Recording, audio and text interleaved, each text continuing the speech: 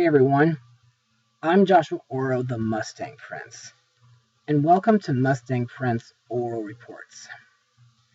You know, so far, the year 2020 hasn't been very pleasant lately, because not long after my weekend trip in Los Angeles back in January, and not long after Kobe Bryant's death, most of the whole world got infected with a coronavirus. And while I'm not afraid of said virus, it's gotten me very angry for some time with what's been happening over the past few weeks. For example, shoppers everywhere, especially at my job, are going bonkers when buying cleaning supplies along with groceries and medicine. Several restaurants, schools, including my dream job, Disneyland, are temporarily shut down. Several movies that I've been looking forward to seeing in theaters are getting pushed back. And of course, many cities and towns and countries are going under lockdown, including my countless Italian relatives. Even my grandmother is forced into isolation. And I just pray that they'll get through this crisis in one piece. As for me, well, unfortunately, my friends at Musical Theater Village have stopped rehearsals for Annie, and I decided to stop going to Vocational Visions, and I'm probably not going to be able to blog any theatrical movies on my show. But on the bright side, I'm still working at Target, and even better, I can still blog films that are still on home media, whether being DVD, Blu-ray, Netflix, or stream, in hopes that I can try to make everybody feel better and feel happy during this crisis. Anyway, for the movie that I'll be blogging today, I've chosen a thriller from 2007, which may be a decent example of what it's like when being under lockdown. Released on April 13th, 2007, the movie is Disturbia. So, let's get started. A year after his father is killed in a car accident, things unravel for Cale Brecht, and he is placed under house arrest for punching his Spanish teacher. Having nothing better to do, Cale occupies himself by spying on his neighbors. But one night, he witnesses what appears to be a murder going on in Mr. Turner's house. Cale becomes obsessed with uncovering the truth behind these murders. But after a few unsettling run-ins with Mr. Turner, it becomes a matter of life and death. So, what do I personally think of the movie? Well, this movie was not only disturbing, but also thrilling, thought-provoking, and serious. And it was still a good movie nonetheless. But to further explain why, let's move on to Mustang notes. The movie was directed by DJ Caruso, who also directed The Salton Sea, which is said to be one of Shia LaBeouf's favorite movies. The script was written in the 1990s and was optioned. The original studio let the option expire after hearing about Christopher Reeve's remake of Rear Window. It was not until 2004 that the script was rewritten and sold. Before filming started, Caruso, along with Steven Spielberg, watched the thriller films Rear Window, Straw Dogs,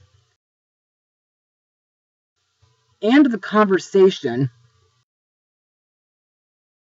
and they also viewed the 1989 romantic film Say Anything,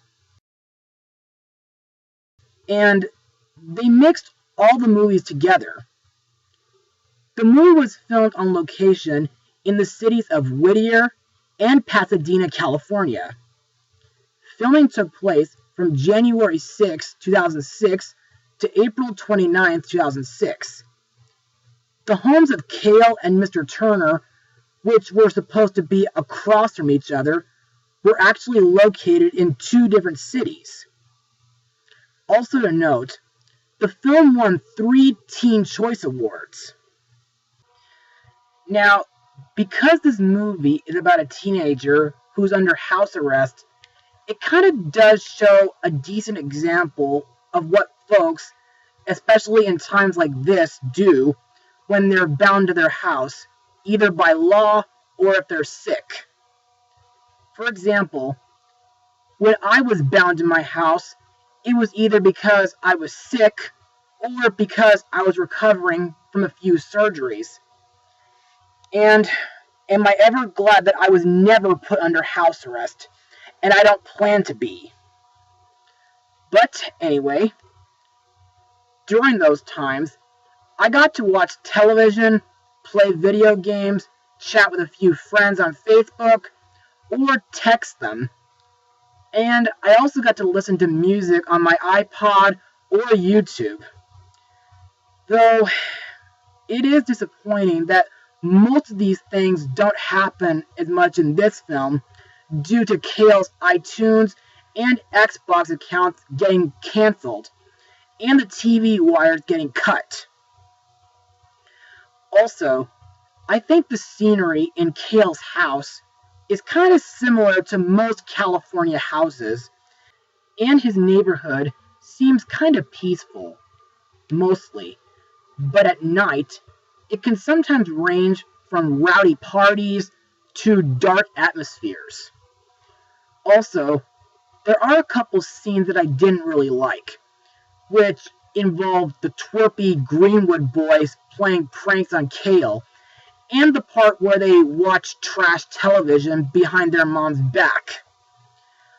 Also, aside from the murders that happen in this movie, there are a couple times when there's a bit of sexual innuendo. Anyway, that's all I got for Mustang notes, so let's move on to the cast. The main character, Cale Brecht, is played by Shia LaBeouf, best known from Disney Channel's Even Stevens,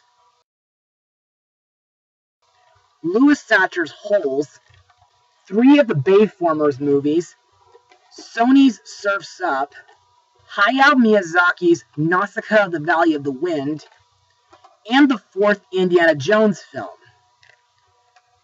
In my eyes, Cale seems like a very sympathetic 17-year-old, and I know how it feels to lose a loved one like a parent. However, even if his Spanish teacher deserved it, I think it was very irresponsible of Cale to sock him in the face. If I were Cale, I would walk right out of the room, go to the bathroom, or talk to a school counselor about the situation. Fun fact, Shia LaBeouf has spoken to several people who were under house arrest, and he locked himself in a room with a bracelet to feel what the confinement of house arrest is like, which I feel is a very smart way to get in touch with his character. Plus, despite the fact that Cale is stuck doing nothing but house chores, I think he's clever to entertain himself by spying on his neighborhood. And I like when Cale uses several tools to create a boundary line to keep himself out of trouble and not to trigger the alarm on his ankle. Next we come to Cale's best friend, Ronnie Chu, played by Aaron Yu, whom I've talked about in my blog of the 2009 Friday the 13th movie. I kind of like this character. Yeah, he's a bit nerdy, but I do like when he assists Cale when investigating Robert Turner's car and house. And I also think that Ronnie is very crafty at using videography. However, I thought it was very stupid when he made Cale believe that he was killed, and he almost got Cale into some trouble. And there was also that scene where Ronnie is hiding in Cale's closet, which was also very stupid. Next is Cale's love interest and new neighbor, Ashley Carlson, played by Sarah Romer, who got to be in The Grudge too. I like her too, not just because she's beautiful, but also for the fact that she likes to swim in her backyard pool, and she likes to read books on the roof next to her bedroom window. After meeting Cale and Ronnie, Ashley joins in their investigation. Ashley helps them by spying on Robert at the hardware store. Later, after Robert holds Cale hostage, she saves him by swiping at Robert's face. We also have Officer Gutierrez, played by Jose Pablo Cantillo, who got to be in Tales of Halloween. This cop is Senor Gutierrez's cousin, and he's in charge of Cale's case. And he likes to torment him whenever Cale crosses the boundaries. By the way, I don't really like this guy for that very reason. But thankfully, Gutierrez doesn't have too many scenes. Finally, we have Robert Turner, Cale's neighbor and the main villain, played by David Morse, who got to be in The Green Mile and World War Z. At first, Robert seems like a kind, neighborly character who mows his lawn twice a day, and he keeps traps in his garden. But later, after hearing a news report regarding a serial killer, Cale becomes suspicious, and he thinks that Robert must be a mental insane psychopath who enjoys bringing young women to his home, as well as seducing them and then killing them. Which, of course, is a true fact about him. In my opinion, Robert is not only mentally insane and manipulative, but he's also smart to cover his tracks. And he's also very ruthless when he not only kidnaps Cale's mom, but he also forces Cale to write a suicide note. Also, Robert's house is very bone-chilling, with a room that looks kind of like an operation room from a medical center, and his basement is very creepy and gross, with several decaying corpses. Also, is it just me, or does his conversation with Ashley in the parking garage feel like a scene from The Call? Other actors in the film include Carrie Ann Moss, Viola Davis, Matt Craven, Rain Rivera, and Cindy Lou Adkins. And now let's move on to my final words. Overall, Disturbia is a pretty good thriller. The story is serious, mature, thought-provoking, and thrilling. The atmosphere and cinematography is clever. The characters like Cale, Ronnie, and Ashley are good, while a couple others, like the Greenwood Boys and Officer Gutierrez, are very dislikable, and the villain, Robert Turner, is a sneaky but mentally insane psycho. If you folks are into thriller films like this one, then be sure to check it out. I give it a 78% out of 100. Well, that's all for now, viewers. Be sure to join me again for my next vlog.